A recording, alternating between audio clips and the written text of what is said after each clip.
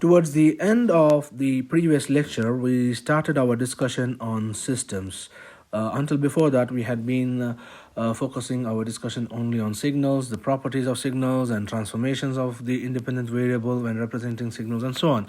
And at the end of last lecture, we started off our discussion with systems, and we gave a definition for system as any process that takes some input signal and transforms it into some output signal. And just as we had continuous time signals and discrete time signals, we also have continuous time systems and discrete time systems. So a continuous time system takes in a continuous time signal as input and produces another continuous time signal as an output. And a discrete time system processes a discrete input signal and produces a discrete output signal. And we also discussed about the interconnection of systems, and we discussed two types of interconnections. The first is the series interconnection, or also called as a cascade interconnection, where the systems are connected in a cascade in series one after the other. So the output of system 1 becomes the input of the next system, system 2, and so on. And so the input of system 1 is our actual input, and the output of the last system, that will be our desired output. So we can have, like this, I've shown two here. In this way, we can have a cascade of many systems, so 1, 2, 3, 4, and so on.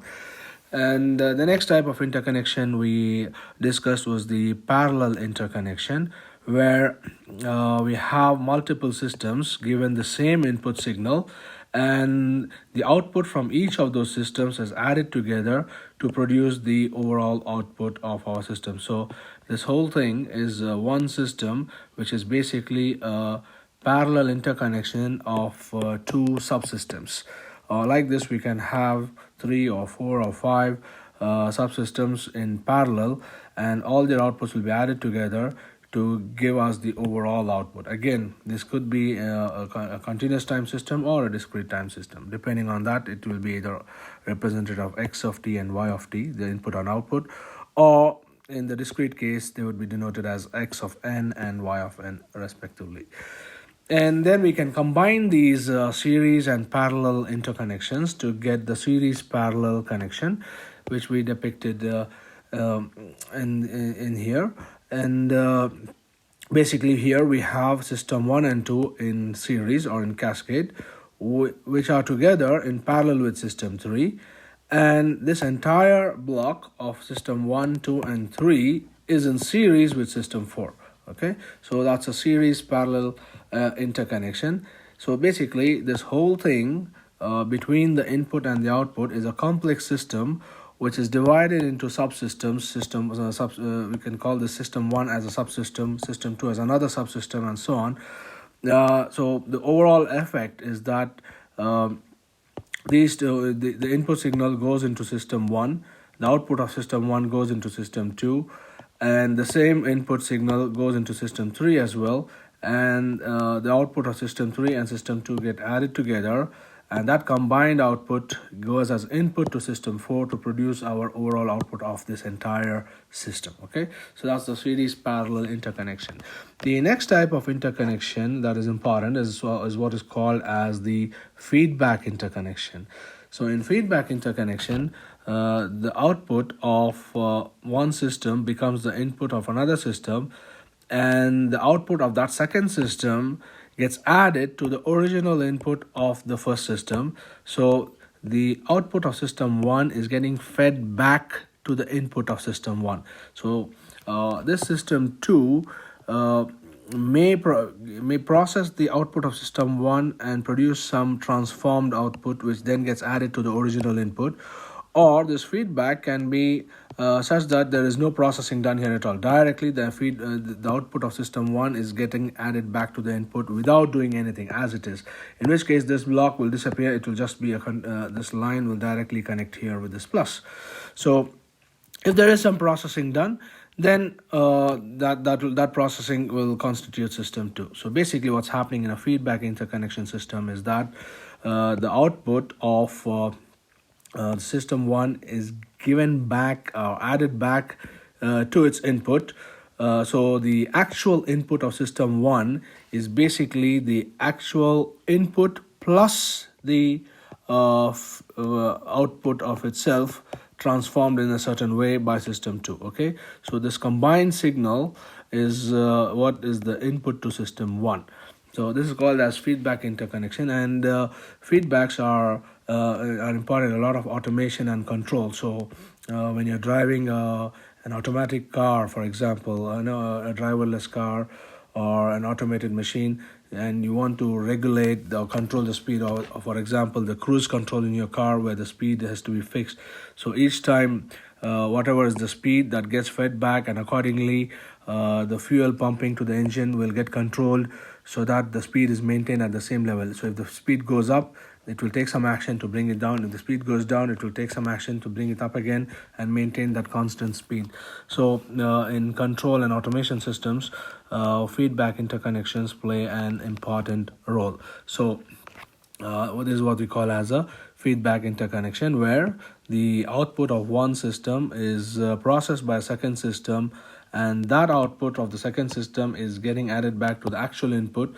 So the input to the first system is basically the actual input plus the feedback output that is coming from system 2. Now, as I said before, if we had no processing done by system 2, then this feedback interconnection would look something like this. So this is an example of a feedback interconnect where the second system is basically doing nothing. Okay, it's just so let's say system 2 does nothing. It takes the output and gives the same output. It takes the output of system 1 and produces the same output without doing any processing to it. So it's basically like system 2 does not even exist, or it's system 2 is just a gain of 1. Okay, so it just multiplies the input with 1. So whatever is the input gets multiplied with 1 and comes out as it is. So in that case, we don't need to represent system 2. We can just say this is the feedback. Okay, so we will have the input here and the output here. Okay, so that's another way of writing a feedback system, where the feedback effectively is equal to this is equal to 1. So system 2 has a gain of 1, so it simply multiplies its input with 1 and produces an output, and that gets added to the original input, and that becomes the input to system 1. Okay, and that's what we have depicted here by completely eliminating system 2 from the diagram itself. Okay, so that's the feedback interconnection. So now that we have seen these examples of interconnections of systems, again there are examples, practical examples in electrical engineering, like an RC circuit, where the voltage across the capacitor can be considered as system 1, and the current in the resistor can be considered as system 2, and the voltage across the capacitor depends upon the input current source as well as the current across the resistor. So if we have resistor and capacitor in parallel, so let me draw that. So as we see here, this is an RC circuit where the R and C are in parallel, and we have a current source I of t. That becomes our actual input. I of t is the input, and I1 of t is the input to system 1. So that here becomes I1 of t. So we can call this as I of t, and this will be I1 of t, and system 1 is going to be computing the voltage across the capacitor, which we will denote as V of t, which is basically the voltage across this whole thing, right? So that's V of t. So V of t is being computed here. Again, I'll leave it as an exercise for you to recall the equation for the voltage across a capacitor given the current, and the output of this system, which is computing V of t, is getting fed back through the system of resistor. The voltage across the resistor, the current which is coming out of the resistor is going to go here also. So the net effect of this current I1 of t is basically going to be a combination of the source current I of t and this I2 of t coming in here, right? So I2 of t is going to get fed back to the actual input, giving us the net current I1 of t flowing through this capacitor. So now system 2 is therefore going to be depicting I2 of t, which is I2 of t. So what we see is that the overall current flowing through the capacitor, which is I1 of t, is the current I2 of t coming through the resistor plus the input current I1 of t coming from the source, and based on this I1 of t, the voltage across this capacitor and hence this entire parallel circuit will be affected. Okay, so it's like uh, the current across this resistance is coming as a feedback and getting added with the current that is given as input to the capacitor, right? So the resistor component acts as the feedback system and the capacitor component acts as the original system. So we have this as a typical example of electrical engineering for a feedback system. So the voltage across this capacitor is regulated by the current flowing through this resistor. So the overall output that we have here is this voltage across the circuit V of t, which we denote as V of t. Okay, so the input is I of t, and the capacitor develops a voltage across itself according to the equation for the voltage of a capacitor, but that depends on the current flowing through the capacitor. So the current flowing through the capacitor is a combination of the current coming from the source and the combination of the current coming from the resistor, which gets fed back. So the net effect here is that the current I1 of t, because it's opposite directions, it's going to be this I of t minus the current coming from the resistor, which is I2 of t. So that's plus and minus. Okay, so when we say this plus in the circle here, it means an algebraic sum. Okay, so the overall effect is I1 of t is I of t minus I2 of t, because I of t is flowing in this direction and I2 of t is flowing in the opposite direction. So when the currents are flowing in opposite direction, the net current is the difference between those two currents, right? So it's I of t minus I2 of t is what is I1 of t, and based on I1 of t, we can write the voltage across the capacitor, which is what is the overall voltage across these parallel elements. Okay, so we've seen an example of feedback interconnection from an electrical engineering perspective. Now we will now shift our attention to some of the basic properties of systems, and in which we will talk about systems having memory or without memory, whether a system can be invertible or not. And the third property we'll see is what is called as the causality of the system, whether a system is causal or non-causal system.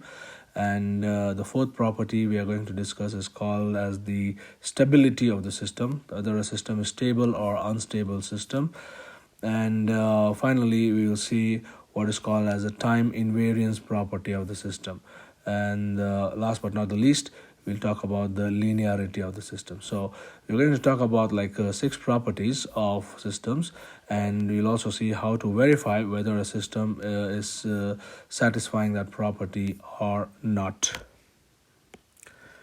The first property of a system that we are going to talk about is what is called as a system having memory or not having memory. Now, by memory means whether the output of a system depends on only the present input or does it also depend on the previous inputs. If the system output depends only on the current input signal, then the system is said to be without memory. But if the output of a system depends on the current input as well as the previous inputs, then we say that the system has memory.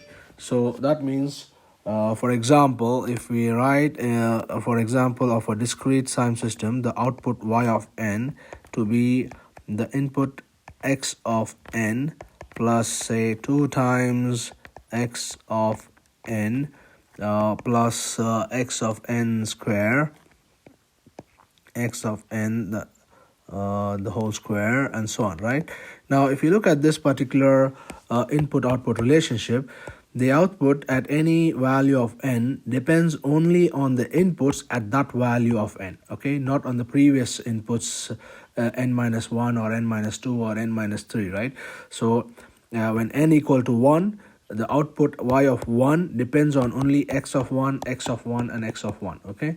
So it does not depend on the previous input. So this is an example of a memoryless system. So this is how we would verify whether a system has memory or not. So this is a memoryless system.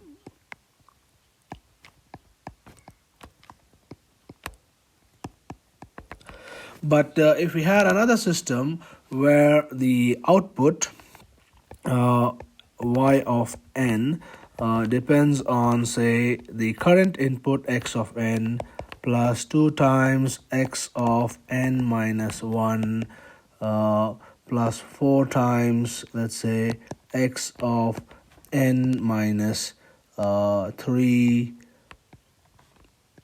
the whole square and so on, right? Now we see that this particular system has an output that depends on its present input and the previous input, which is x of n minus 1, and the input which happened 3 units back, right? So x of n minus 3. So this is a system that depends not only on the current input but also on some previous inputs.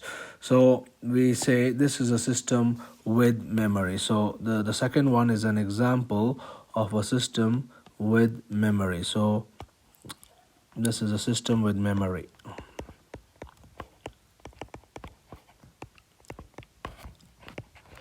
So that means in order to produce the output at a certain n, it depends not only on the current input, but it also should remember what was the previous input and what was the input 3 time units back, right? So that means it has to have some memory to know, to remember what was the previous input, what was the input 3 samples back or 3 time units back, okay? So that's why we say such a system is as a system having memory. So the basic property is that, the basic way to find out whether a system is having memory or not is to see whether the output depends only on the current input or whether it depends on previous inputs. When you say previous inputs, you'll see n minus 1 or n minus 2 and so on. If it's n plus 1 or something, that means it is depending on future inputs, not the past inputs, okay? So when a system is with memory, the output at, say, n equal to 5 depends on the input at n equal to 5 and the input at n equal to 4, because 5 minus 4, 1 will be 4, and the input at n equals to 2, which is x of 5 minus 3 is 2, x of 2. So if I had to write, for example, y of 5 here, okay, y of 5, if I put n equal to 5, then that is equal to x of 5, that is the input at n equal to 5, plus 2 times x of 5 minus 1 is 4, so that's the previous input, x of 4, plus 4 times x of 5 minus 3 is 2, and it's the square of that input, right?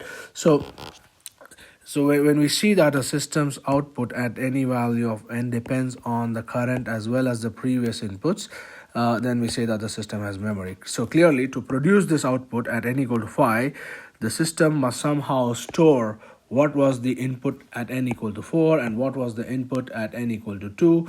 So it needs to have some memory to store that information. So that is why we call that as a system with memory.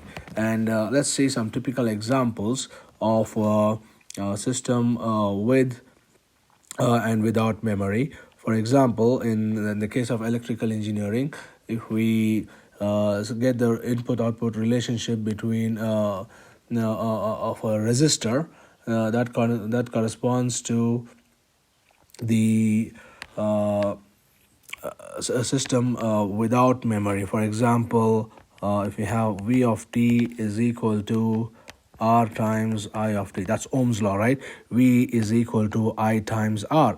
So the voltage at any time t depends on the current at that time t multiplied by the resistance value, which is a constant. So here I've depicted an example for a memoryless system in the continuous time. Previously, we have seen it for the discrete time case. Now, I've taken an example from electrical engineering, from circuits, and this is basically Ohm's law. V of t is equal to I of t times R. V equals IR is Ohm's law. So the voltage at any time t depends on the current at that time t multiplied by the value of the resistance. So this is a memberless system. So this is a resistor. The system is basically a resistor, and R is the value of the resistance, and that's a memoryless system. Okay, and conversely, if we had the input-output relationship for a capacitor, then that would constitute as a system with memory. So for a capacitor,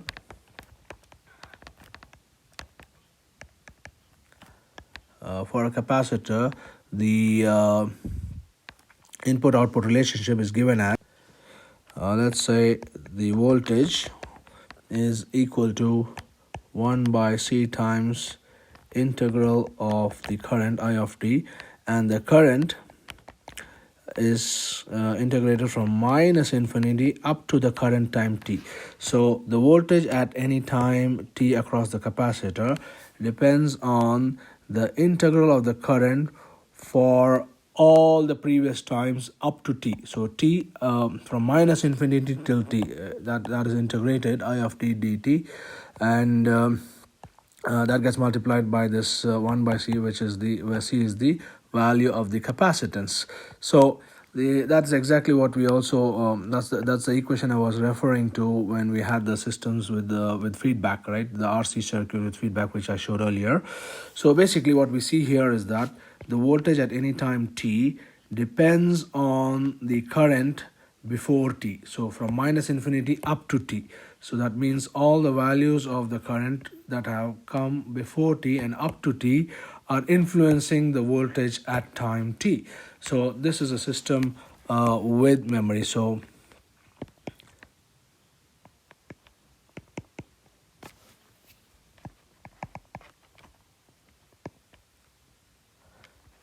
okay, so the resistor is an example of a system with which is memoryless, and a capacitor is an example of a system that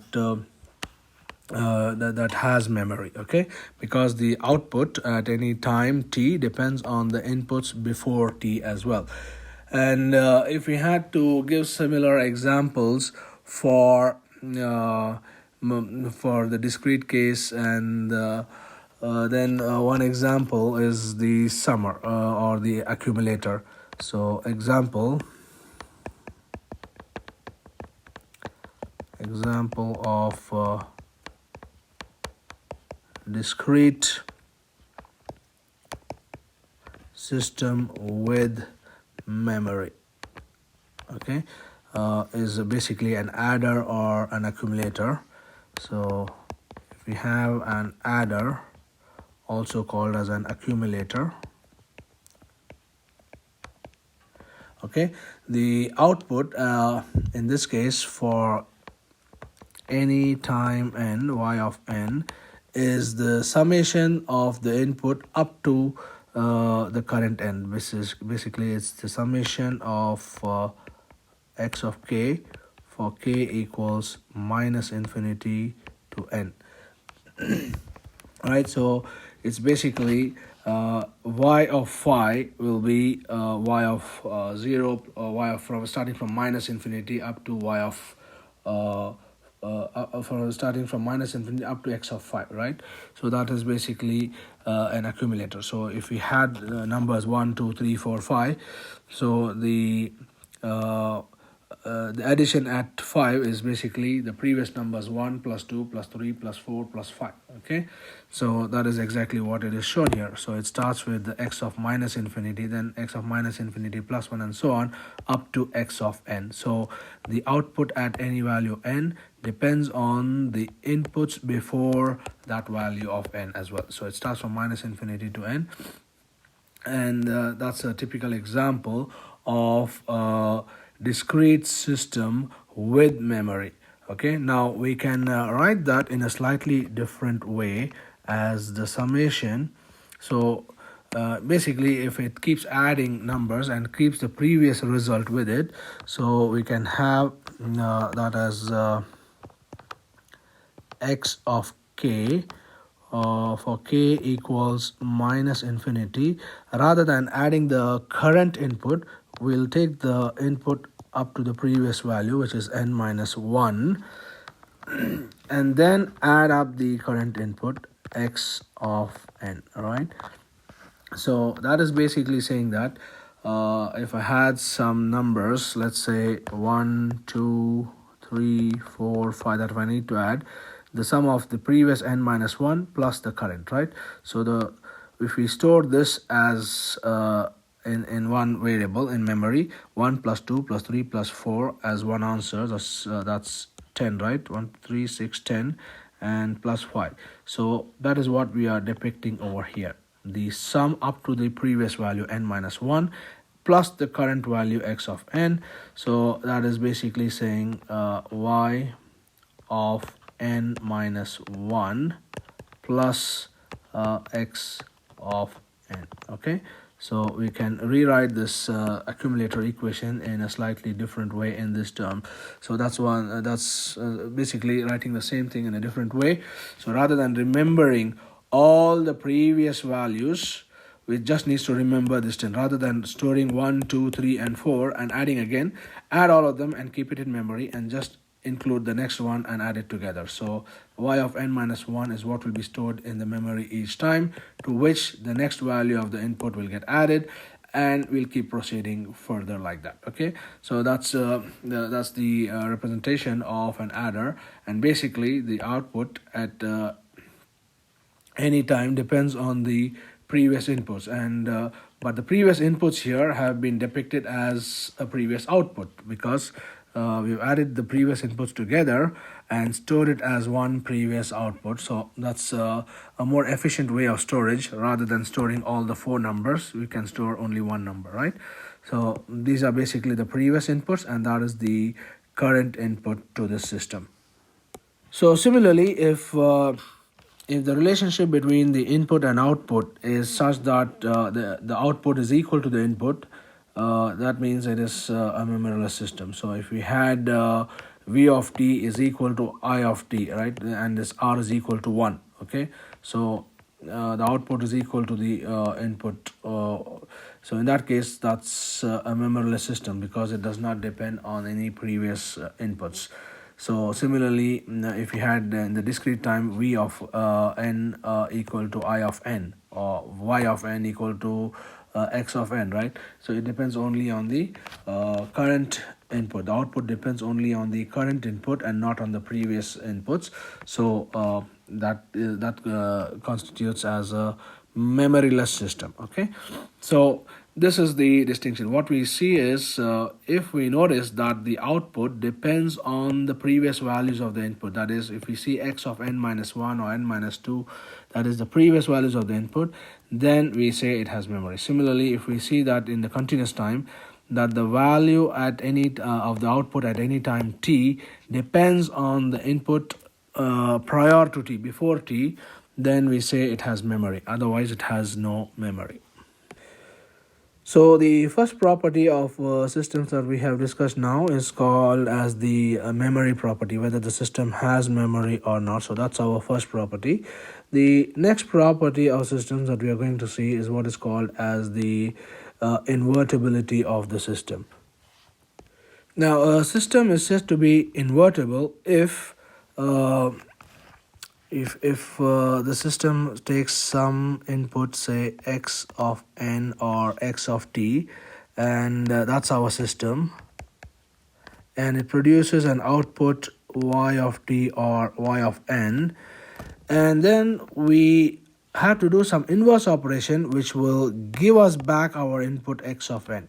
So that system which will produce or do the reverse operation of taking y of n back to x of n, that would be called as the inverse system.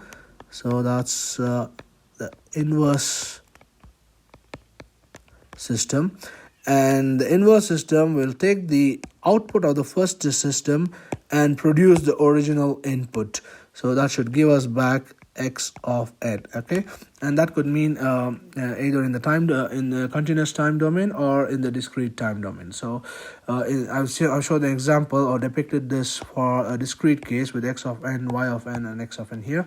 If it's continuous, then it will be x of t, y of t, and x of t again. So that is the general representation for the inverse of a system. So if you have some system here, the inverse system will do an operation or process the output of the first system in such a way that it gives back the original input signal. Okay, for example, if we had a signal, an input-output relationship y of t as, let's say, in general, some a times x of t. So that's the system that we are talking about. And if we had an inverse system, we can write the inverse system as w of t as equal to 1 by a times y of t. So if we allow the signal to pass through both these systems, we will get back our x of t, right? So let's do that. So y of t is a times x of t, which is 1 by a. So what is w of t now? W of t is 1 by a times y of t, but this y of t is given by a times x of t. So that's a times x of t. So that gives us the a and a will cancel out. So we'll end up with w of t equals x of t. So now we see that the response w of t, the input-output relationship w of t, is basically the inverse of the system given by the first equation. Okay, so if we have these as our two systems, and let me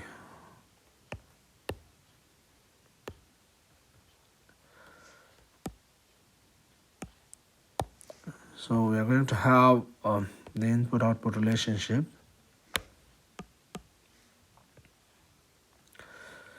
So the input is x of t, it produces y of t. So the system is basically, the relationship is y of t equals a times x of t. That a is some number, it can be 2, 3, 4, whatever.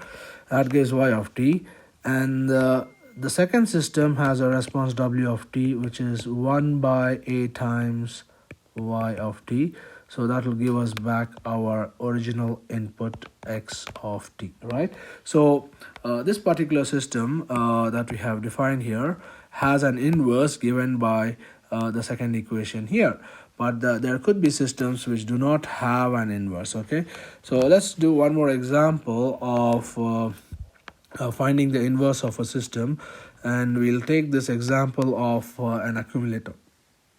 Okay, we'll take this adder and try to find the inverse of this adder, and for that we'll need this equation. Okay, so the adder is giving some input and getting the sum of all the inputs from the previous time up to the present input. So the another example of an invertible system is the adder. So where the output y of n is the summation of all the inputs x of, we'll denote it with the variable k, where k goes from minus infinity up to n, and that is basically saying the summation of x of k from minus infinity to n minus 1 plus x of n, and that is basically y of n minus 1 plus x of n. So the input-output relationship of this system is y of n equals summation x of k for k minus infinity to n. And the inverse system is basically, it has to do something that will give us back x of n from y of n. So the inverse of this system, inverse of the adder, is going to be a subtractor which will subtract y of n and y of n minus 1, right? So this basically is saying that y of n is equal to y of n minus 1 plus x of n.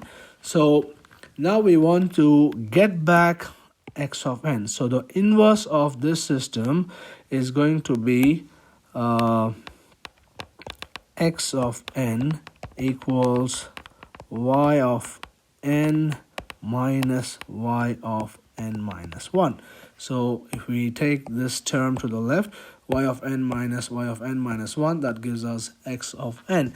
So that becomes our second system, which is the inverse of the first system. So we can call this as w of n. Okay, so if we depict it as a block diagram, we can have it as follows.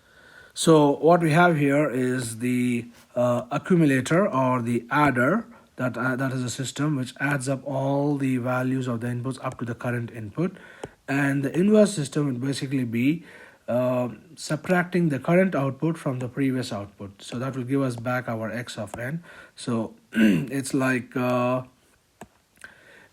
adding up to the previous output. That's 10 is the value of y of n minus 1, and the current input is 5.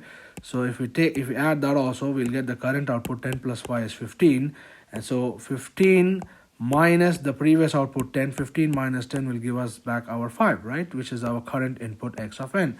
So that is exactly what we have depicted here. Okay, so we have a system here which has an inverse. So we say that a system is invertible if we can get an input-output relationship such that from the inverse system we can get back our original input which was given as input to the first system. So the first system is our original system, and the second system, which is getting us back our original input from the output of the system, that is called as the inverse of the first system, right? So when we connect a system and its inverse in cascade, in series, we will get back our original input signal x of n.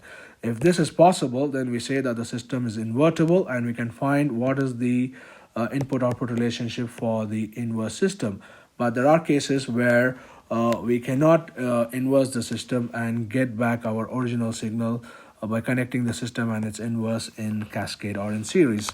So an example of a non-invertible system is, for example, if we had the input-output relationship as y of t equals 0, or for that matter, y of t equal to any constant. So no matter what is the input, the output is the same constant.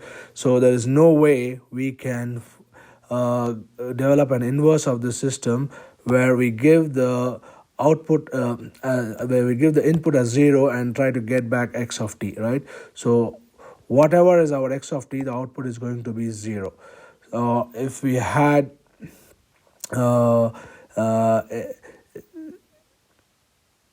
0, for example, if we, what I'm trying to say is that if we have a system which takes some input and produces an output 0, now giving that 0 as an input, how can we get back the original input signal x of t, right? So if we have something like this, if this output is 0, how can we give an input as 0 to this and get back our x of n? No matter what is x of n, the output is going to be 0. And from that 0, how can we recover this x, right? That's not possible. So we say that such a system is non-invertible, and I have shown that for the continuous time case here. In the discrete case, it will be y of n equals to 0 for all x of n. And for the continuous case, it's y of t equal to 0 for all x of t. So this is an example of a non-invertible system. Another example of a non-invertible system is when y of t is equal to the square of x of t, the square of the input. Now, for example, if the input is 2, then the output will be 4. But the input if the input is minus 2, then also the output is minus 2 square, which is 4. Now, from 4, how do I know whether this 4 came from 2 or minus 2? It's not possible to go back to the exact input which produced that 4, because there are two possible inputs which could have given that same output, right? So we do not there's no way of uniquely getting back the input from which this 4 was obtained. So this is an example of a non-invertible system, because we cannot uniquely identify the original input that produced an output by having a system input-output relationship, which is the inverse of the original system, right? Because when we square a negative number also, that becomes positive. So we don't know whether this 4 came from this positive 2 or negative 2. So there's no way of going back uniquely to the actual input that produced that 4. So we say this is a non-invertible system. The next property of systems that we will discuss is what is called as the causality property, or whether the system is a causal system or a non-causal system. Now, what do we mean by that? A system is said to be causal if its output depends on the current or past inputs but not on the future inputs. The system it cannot anticipate what will happen in the future. It depends. The output of the system depends only on the current and past inputs, but not on future inputs. So, as I've defined here, okay, the system is causal if the output depends only on the current and past inputs, but not on future inputs. So, the accumulator or adder that we discussed earlier, y of n, as the summation of the inputs x of k for k equals minus infinity to n. So the output at any time n depends only on the current and the past inputs of x, right? X of n, x of n minus 1, x of n minus 2, and so on, but not on the future inputs. Okay, so that's an example of a system which is said to be causal. Okay, that's an important thing, and the causality is an important property of systems because it determines whether a system is physically realizable or not. So I can write a system which is not causal mathematically, but in the physical world we cannot design a system which will give me an output by considering an input which I'm going to give tomorrow, right? I'm asking it for an output today, and say that the output that I give you, that you need to give me today, should depend on an input that I will give you tomorrow. Okay, how is that possible? It's like saying, asking you to write an exam today, and I say that the question paper will be given to you tomorrow, but you give me the answers now, right? That's not possible. So that's not physically realizable in the real world. So causality is an important property for systems, because if a system is non-causal, and then we say that it cannot be physically implemented or physically realized. Okay, and the definition is that the system output depends on only the current input or the past inputs as well as the current input, but not on the future inputs. Okay, now we previously saw the definition of a memoryless system. So in the memoryless system, the output depends only on the current input, not even on the past. So all memoryless systems by default are causal systems. Okay, so we'll make that statement here. For memoryless systems, let me write that properly. So therefore, for memoryless systems, since the output depends only on the present input, not the past inputs, not even the future inputs, so by default all memoryless systems are causal systems, because the output does not depend on future inputs. So therefore we make the statement that all memoryless systems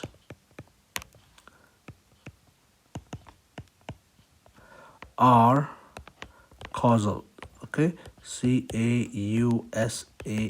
Okay, so that's what we mean by causality. So the output of the system depends only on the current and past inputs, not the future inputs.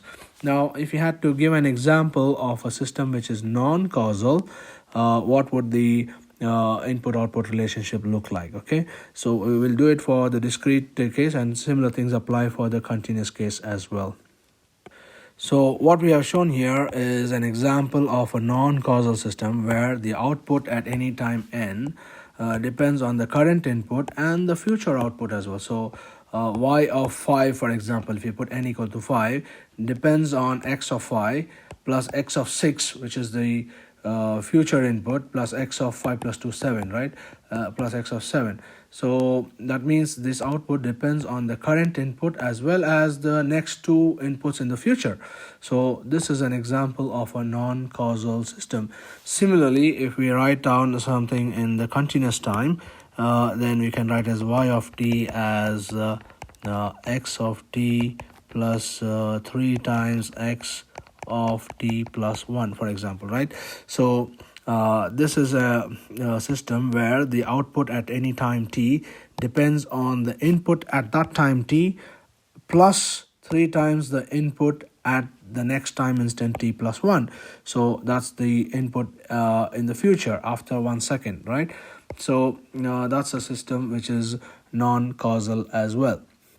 Okay, now there is a slightly tricky thing here when in determining whether the system is causal or not, and just don't just look at whether the equation has n plus 1 or t plus 1 and say, okay, because there is a plus something here, it is by default a non-causal system. That may not be the case. So I'll give you an example for that, and that will make it clear that you cannot simply see that if there is a plus something, it automatically means that it is a non-causal system. You need to verify all possible cases and check whether the system is causal or not causal. So when we check the system for whether it is causal or non-causal, we need to verify the rules for all possible values of n. Okay, for example, let's take this system y of n to be equal to x of minus n. It's like reversing the input sequence, right? In this case, we'll see whether this is causal or not. Let's see how to check that. So let us analyze this particular input-output relationship, a system defined by this input-output relationship, and check if it is causal or not. Okay, let's say if we put n equal to 5. Okay, for n equal to 5, that means y of 5 is equal to x of minus 5. So that means the output at time 5 depends on the input at time minus 5, which is in the past. So that's okay. That's a causal system, because if the output depends only on the current and or past inputs, then we can call it as a causal system. So the output that we see at time 5 depends on, so let me mark the sort of time axis. So if we have axis like this, so the output at time 1 2 3 4 5, that depends on the input at time 1 2 3 4, okay, at minus 5. Okay, so whatever is the input at minus 5, that will have an effect on the output at time plus 5. So the output depends on the past input, not the future input. That's okay. And by looking at this, we may be tempted to say that this is a causal system because the output depends on the past input, not on the future input, right? But that condition should be satisfied for all values of n. The problem is, if we choose n to be minus 5 now, that means the output at time minus 5 will become the input x of minus 5, which is minus of minus 5, which is simply x of plus 5. That means the output at time minus 5 depends on the input at time plus 5, which is the future input, right? So while it satisfies for the value of n, which is positive, that it is causal, but for negative values of n, we see that the output depends on future inputs. So this is not a causal system. A causal system should satisfy the condition that the output depends on only the current and past inputs for all values of time, or for all values of the index variable n. But in this case, it satisfies the condition for causality only for positive values of the index. For negative values of the index, it fails the condition for causality, and therefore this system defined by this equation y of n equals x of minus n is a non-causal system. Okay, so it is not causal.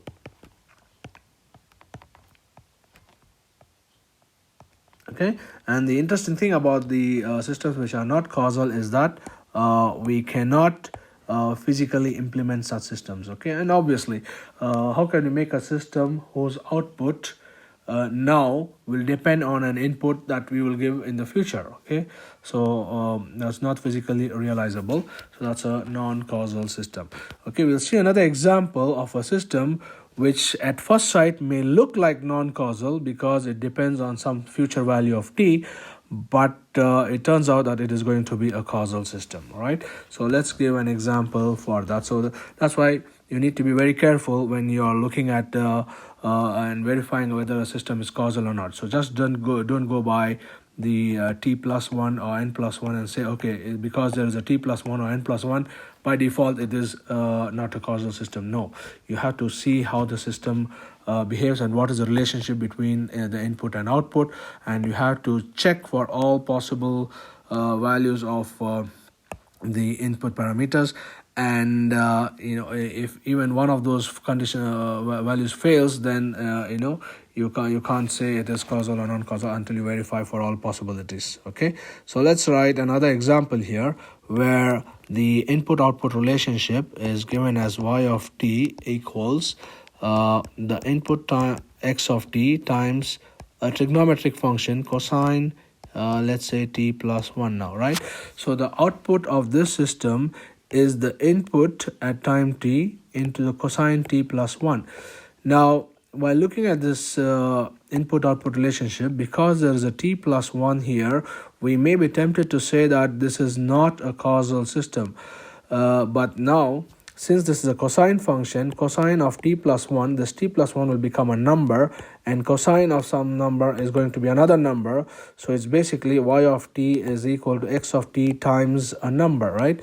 So we will have it as, this is some number which we can call as simply a, some value, right? So that will simply become a times x of t, right?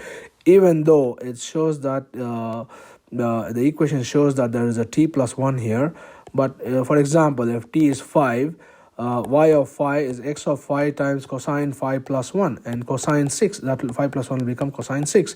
Cosine 6 is going to be some number which we can call as a, so that number times x of t. So this output depends only on the current input, not on the future input x of t plus 1. So don't just go by this t plus 1. You should also check where this t plus 1 is. Okay, if this t plus 1 or t plus 2 is inside the input signals parameter inside the brackets or the argument, that's when we'll say it is non-causal. Okay, so in this case, the input depends only on the output depends only on the current input, not on the future inputs. Okay, so this is basically this a, because this a itself is a function of time. Okay, we depend on the value of t. We can call this a as some g of t, right? And each time this g of t for different values of t is going to be some number because it's cosine something, right?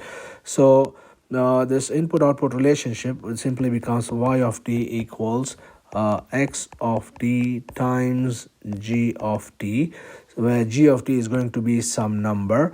So in either case, it's effectively the output depends only on the current input. So therefore, this system is a causal system. So that means the output does not depend on the future inputs. Okay. Right, so we have discussed three properties in today's lecture. So we have seen the first property, which was what was that? It's the memory of the system, whether the system has memory or not. Then we talked about the second property, which is the invertibility of the system, whether a system has a corresponding inverse system or not. And the third property we have seen is called as the causality, or whether the system is causal or not. So a system which is causal depends only on the current and or past inputs, but not on future inputs. And if the system's output depends on future inputs, then we say it's non-causal. And for a non-causal system, it means that it is not possible to physically realize that system. Okay, so that is what we mean by causal and non-causal system. Okay, so we'll stop here for today, and we'll continue with the next few properties of systems. Like we'll talk about the stability of a system. When do we say that the system is stable or unstable?